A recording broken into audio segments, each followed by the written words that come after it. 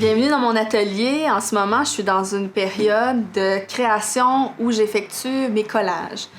Donc, à partir des papiers marbrés que je vais avoir réalisés au préalable avec une technique ancestrale turque, où je vais appliquer des pigments sur un bassin d'eau gélifiée à base d'algues et je vais transférer mon papier dessus. Donc, ça va me créer des motifs comme ceux-là avec des motifs très variés, avec des lignes sinueuses, des formes organiques qui vont se créer à la surface du papier. Et puis moi, je vais être intéressée à aller isoler ces formes-là, à les faire ressortir pour les réinvestir dans différents collages. Alors là, je travaille vraiment en série avec une palette de couleurs que je vais avoir prédéterminée. Donc pour m'aider, comme les collages que je vais réaliser, je vais vouloir les transposer dans des œuvres d'art publiques, ben, je vais aller chercher une palette de couleurs directement du manufacturier pour que ça soit cohérent puis que je sache que le tout fonctionne les uns avec les autres. Moi, je vois vraiment ces collages-là comme des outils de référence où je vais pouvoir développer ma palette de couleurs, je vais pouvoir développer mes motifs, mes textures qui vont susciter mon intérêt puis avec lesquels je vais avoir envie de travailler. Et là, j'avais vraiment en tête les tourbières à Saint-Hubert. J'avais envie de m'inspirer de la nature, des textures que je pouvais retrouver là, de la sphaigne, des petites fleurs d'orchidées printanières qui éclosent au printemps. J'avais envie de retrouver l'eau miroitante, de sentir l'humidité de ce lieu-là, de sentir l'aridité aussi et la petitesse des végétaux. Donc, j'avais ça en tête pour passer à cette période de création. Je suis toujours dans l'abstraction, mais ça m'a permis quand même de réaliser des pièces de collage pour faire un prototype de maquette, en fait. Donc, je pars vraiment de pièces de papier découpées, mais que je vais transposer dans l'ordinateur, dans un logiciel de traitement d'image, pour ensuite de ça, les amener en vecteur et les faire découper en industrie. Une fois mes collages terminés, je vais les prendre en photo, puis ensuite je vais retracer des lignes vectorielles sur les collages dans un logiciel spécialisé pour que ça aille ensuite à la découpe dans différents matériaux. Donc ça, c'est la partie en industrie qu'on va voir dans la prochaine capsule.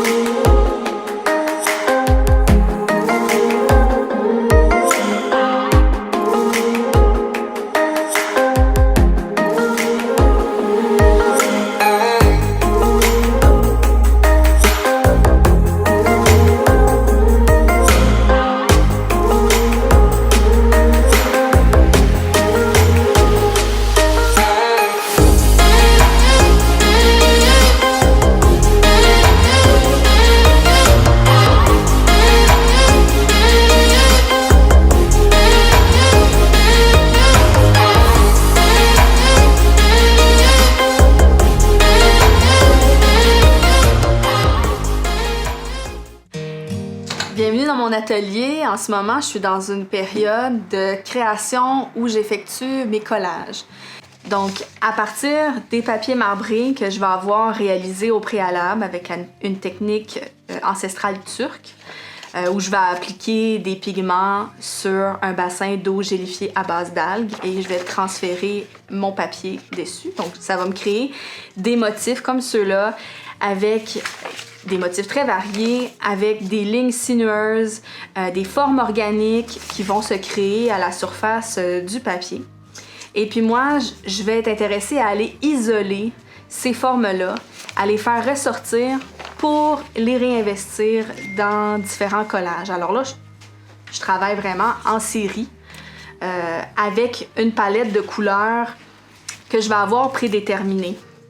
Donc pour m'aider, comme les collages que je vais réaliser, je vais vouloir les transposer dans des œuvres d'art publiques, ben, je vais aller chercher une palette de couleurs directement du manufacturier pour que ça soit cohérent puis que je sache que le tout fonctionne les uns avec les autres. Moi, je vois vraiment ces collages-là comme des outils de référence où je vais pouvoir développer ma palette de couleurs, je vais pouvoir développer mes motifs, mes textures qui vont susciter mon intérêt puis avec lesquels je vais avoir envie de travailler. Et là, j'avais vraiment en tête les tourbières à Saint-Hubert.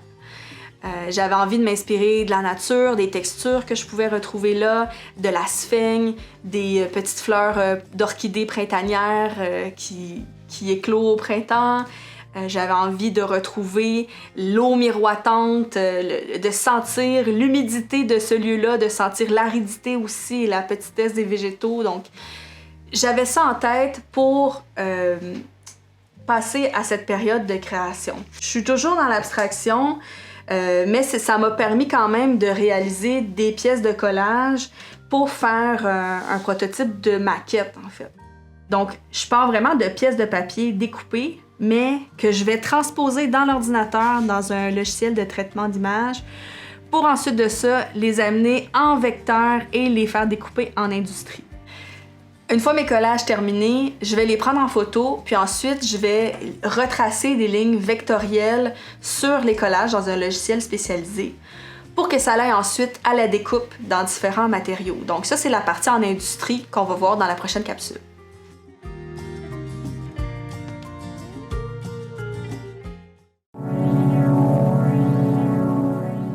Bonjour, donc on est toujours à la semaine 2.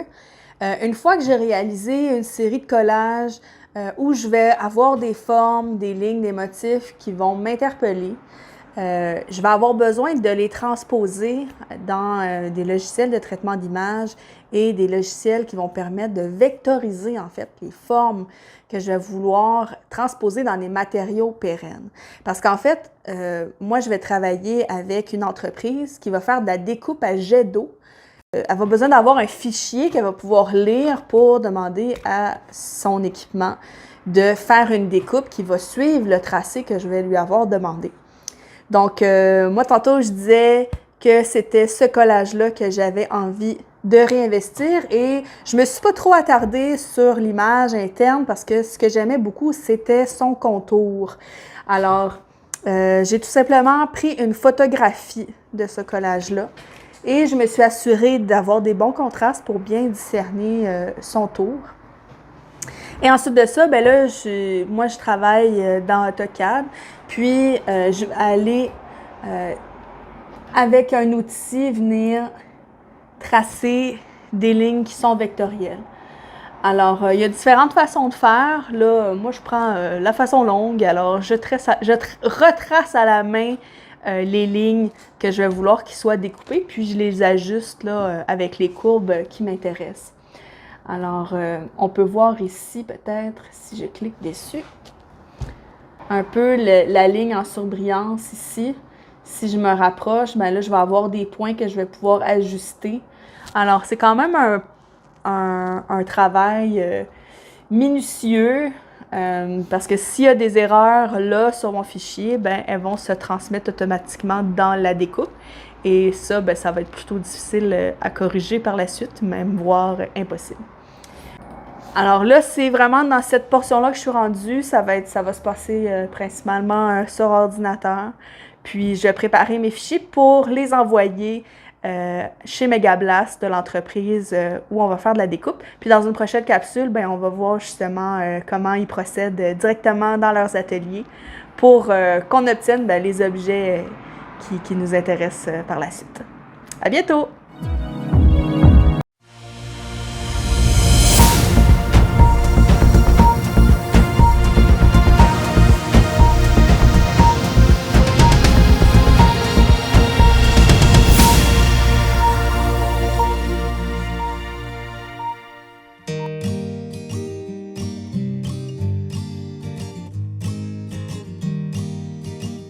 Aujourd'hui, on est chez Megablast à Boucherville avec Johnny, le président. Bonjour Johnny. Bonjour. Merci d'être avec moi. Tu as procédé à plusieurs tests de découpe, de la gravure aussi sur différents matériaux. Quand je t'envoie mes fichiers par courriel, qu'est-ce qui se passe après? Comment tu fais le traitement? Bon, on commence toujours par faire un petit nettoyage parce que je sais que pour vous, quand vous fabriquez une œuvre ou un dessin ou quoi que ce soit, ça va toujours être du côté artistique.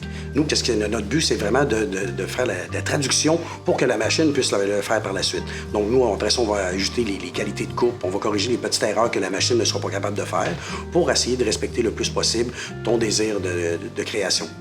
Puis vous vous êtes amusé à partir des images que je vous avais fournies. On avait le goût d'aller dans la gravure, d'essayer différents matériaux.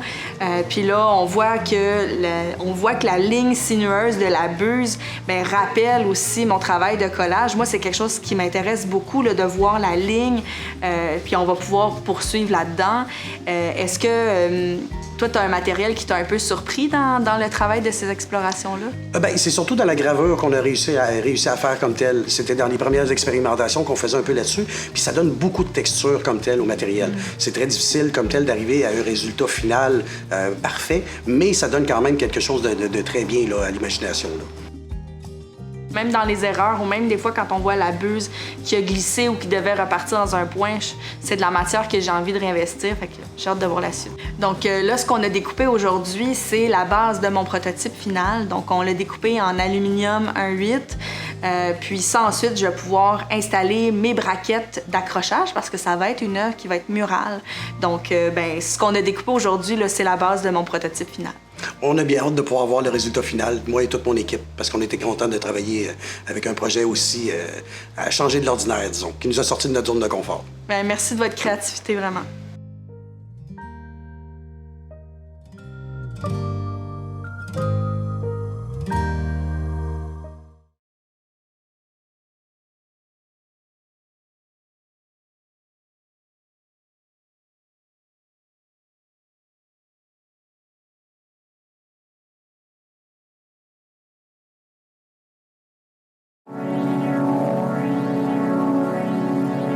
On est maintenant rendu à la semaine 6 et je suis vraiment excitée parce que j'ai enfin reçu mes différentes commandes de matériaux. Puis je vais vous présenter ça.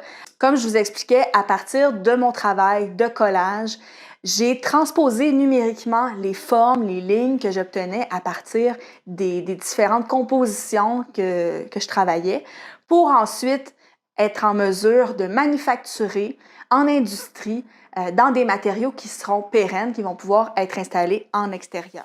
J'ai commandé chez Megablast différents types de matériaux. Donc, eux sont spécialisés dans la découpe à jet d'eau. Donc, c'est vraiment intéressant de travailler avec différentes matières.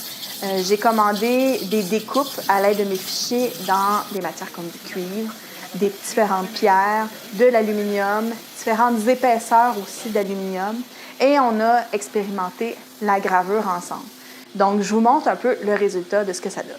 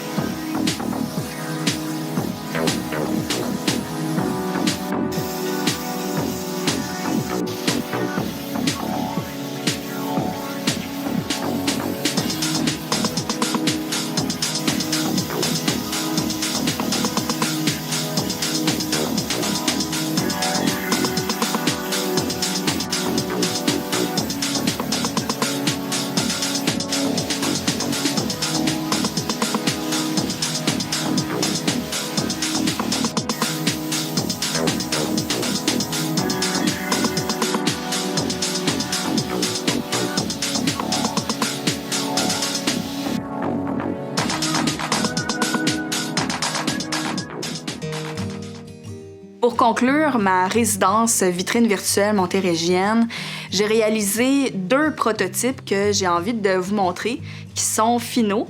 Et c'est certain que j'ai pas pu conclure en fait complètement toutes les étapes de travail en ce qui a trait à la finition de la peinture. Il y a quand même des délais comme c'est fait en industrie. Donc ce que j'ai envie de vous montrer, c'est la finition de mes échantillons et la forme finale que vont prendre mes 2 prototypes que j'ai pu réaliser. J'ai beaucoup avancé mes prototypes durant les dernières semaines. C'était vraiment important pour moi de réfléchir à un système d'installation qui allait être efficace, qui s'appliquait à mes prototypes, mais qui allait pouvoir être réinvesti en extérieur. Donc, avec François-Xavier Gaudreault, il a conceptualisé 2 braquettes, dont une s'installait au mur et une autre sur l'œuvre, qui allaient pouvoir s'imbriquer l'une dans l'autre et être fixées à l'aide de boulons.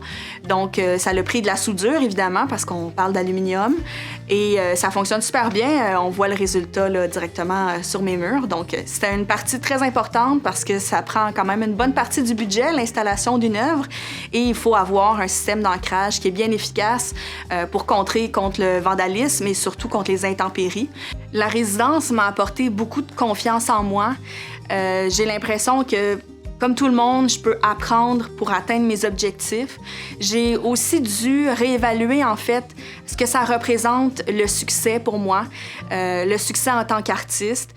J'ai besoin de ramener des objectifs qui sont à mon échelle. C'est certain, quand on parle d'art public, on peut parler de projet monumental, mais ça peut causer des grands stress, puis ça peut causer aussi beaucoup d'anxiété de performance. Moi, c'est pas quelque chose dont j'ai envie de me préoccuper à chaque instant de création. J'ai envie qu'il y ait des moments beaucoup plus légers où je peux me laisser aller puis être 100% dans mon esthétique, dans mes valeurs. L'expérience VVM, pour moi, c'est vraiment un tremplin qui représente le tournant que j'ai effectué dans ma carrière artistique en art public. C'est important aussi de comprendre qu'il y a différentes phases dans l'existence d'un artiste ou dans sa production. Et pour moi, j'avais envie de faire vivre mes œuvres dans un environnement extérieur. Donc, j'ai passé à travers de toutes les étapes nécessaires pour pouvoir donner corps à mon travail dans les espaces publics. Puis c'est ce que je souhaite pour la suite. Donc, je vais m'appliquer à répondre à des dossiers pour envoyer mes propositions et j'espère dans un futur très proche qu'on va pouvoir voir de mes réalisations dans l'espace public.